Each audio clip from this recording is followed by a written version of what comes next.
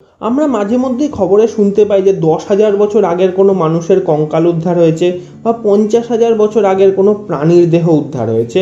কিন্তু অনেকের মনেই প্রশ্ন থাকে যে প্রত্নতাত্ত্বিকরা কি করে কোনো প্রাচীন জিনিস দেখেই বলে দিতে পারে যা তা কত পুরনো। এর উত্তর হলো কার্বন ডেটিং। কার্বন ডেটিং পদ্ধতিতে সবথেকে সহজ উপায় এবং সবথেকে সঠিকভাবে যে কোনো প্রাচীন জিনিসের বয়স নির্ণয় করা সম্ভব। তাই এই ভিডিওতে আমি আলোচনা করব কি এই কার্বন ডেটিং আর কিভাবে এই পদ্ধতিতে কোনো বস্তুর বয়স নির্ণয় করা যায়। ভিডিও শুরু করার আগে অনুরোধ, যদি এখনও পর্যন্ত আপনারা আমাদের চ্যানেলটি সাবস্ক্রাইব না করে থাকেন তাহলে অবশ্যই সাবস্ক্রাইব করুন এবং পাশের বেল আইকনটি ক্লিক করুন। পৃথিবীর বায়ুমণ্ডলে 78% নাইট্রোজেন, 21% অক্সিজেন, 0.9% আর্গন এবং মাত্র 0.1% অন্যান্য গ্যাস রয়েছে, যার মধ্যে 0.03% হলো কার্বন ডাইঅক্সাইড।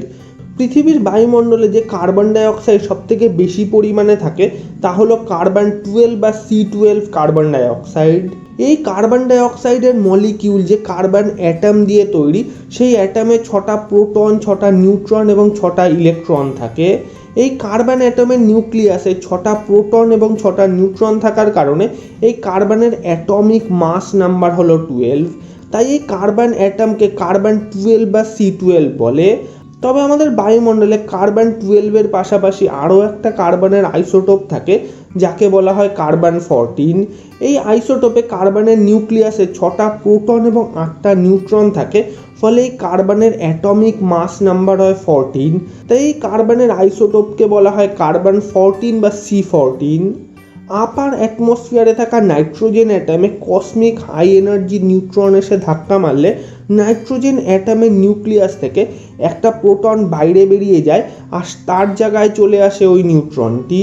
ফলে আগে নাইট্রোজেন অ্যাটমে যে 7টা প্রোটন এবং 7টা নিউট্রন ছিল, সেই জায়গায় তা পরিণত হয় 6টা প্রোটন এবং 8টা নিউট্রনে। ফলে নাইট্রোজেন অ্যাটমটি পরিণত হয় কার্বন-14 অ্যাটমে। এই কার্বন-14 বায়ুর অক্সিজেনের সাথে বিক্রিয়া করে এবং তৈরি করে কার্বন-14 কার্বন ডাইঅক্সাইড। বায়ুতে প্রতি 10⁻12 অ্যাটম কার্বন-12 জায়গায় মাত্র একটা এরকম কার্বন-14 অ্যাটম রয়েছে। অর্থাৎ কার্বন-12 এবং কার্বন-14 রেশিও হলো 10⁻12:1। আর এই রেশিও পরিবেশের সর্বত্র মোটামুটি একই হারে রয়েছে। তবে এই কার্বন-12 সাথে কার্বন-14 সবথেকে বড় তফাৎ হলো এই কার্বন-14 একটা রেডিওঅ্যাক্টিভ এলিমেন্ট। অর্থাৎ কার্বন-14 রেডিওঅ্যাক্টিভ ডিকে প্রসেসে অন্যান্য অ্যাটমে পরিণত হয়। আর কার্বন-14 হাফ লাইফ হলো 5730 বছর। অর্থাৎ প্রতি 5730 বছর অন্তর কার্বন-14 অ্যাটমের সংখ্যা অর্ধেক হয়ে যায়। কিন্তু কসমিক পার্টিকেল দ্বারা সমহারে কার্বন-14 তৈরি হওয়ার ফলে বায়ুমণ্ডলে সর্বত্রই মোটামুটি একই হারে কার্বন-14 থাকে। উদ্ভিদ খাদ্য তৈরির জন্য যখন বায়ুমণ্ডল থেকে কার্বন ডাইঅক্সাইড গ্রহণ করে, তখন তাতে স্বাভাবিকভাবেই 10⁻12:1 অনুপাতে কার্বন-12 এবং কার্বন-14 থাকে। এবং যখন সেই উদ্ভিদকে মানুষ বা অন্য কোনো প্রাণী খাদ্য হিসাবে গ্রহণ করে, তখন উদ্ভিদের মধ্যে থাকা কার্বন-14ও তাদের দেহে প্রবেশ করে। এমনকি এই কার্বন-14 ফুড চেনে উদ্ভিদ থেকে শুরু করে সর্বোচ্চ খাদক পর্যন্ত পৌঁছয়। কিন্তু এই কার্বন-14 প্রাণীদেহে প্রবেশ করে ধীরে ধীরে ডিকে হয়ে কমতে থাকে। তবে যেহেতু জীবিত প্রাণী বা উদ্ভিদ কন্টিনিউয়াসলি নতুন কার্বন-14 গ্রহণ করতে থাকে, তাই তাদের দেহেও একটা নির্দিষ্ট মাত্রাতেই কার্বন-14 থাকে। কিন্তু যদি প্রাণীটি মারা যায়, তখন তার দেহে আর নতুন কার্বন-14 প্রবেশ করে না। ফলে সময়ের সাথে সাথে সেই প্রাণীর দেহে কার্বন-14 পরিমাণ কমতে থাকে। এখন যদি কোনো প্রাণীর হাড় পাওয়া যায়, তখন সেই হাড়ে থাকা কার্বন-12 এবং কার্বন-14 পরিমাণ থেকে সহজেই বোঝা সম্ভব যে প্রাণীর বয়স কত।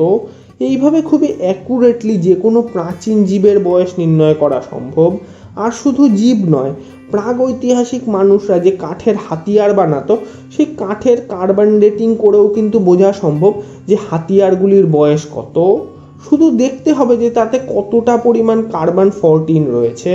যদি কার্বন-14 পরিমাণ যা থাকার কথা তার মাত্র 25% থাকে, তার অর্থ হলো সেই স্পেসিমেনটির বয়স প্রায় 11,500 বছরের কাছাকাছি।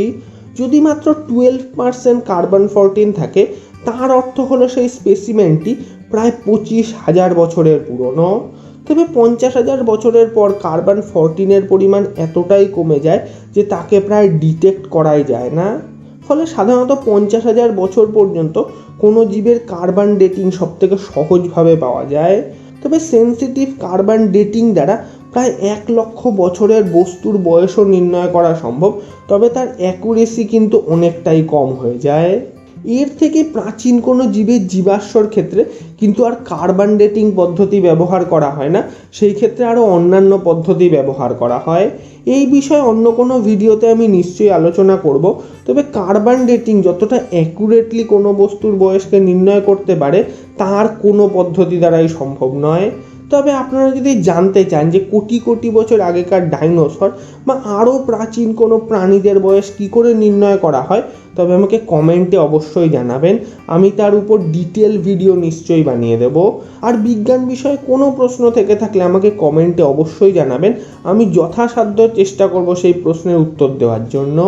তো অসংখ্য ধন্যবাদ ভিডিওটি দেখার জন্য। যদি ভিডিওটি ভালো লেগে থাকে তো অবশ্যই লাইক করবেন, শেয়ার করে দেবেন বন্ধুদের মধ্যে, আমার এই চ্যানেলটি অবশ্যই সাবস্ক্রাইব করবেন।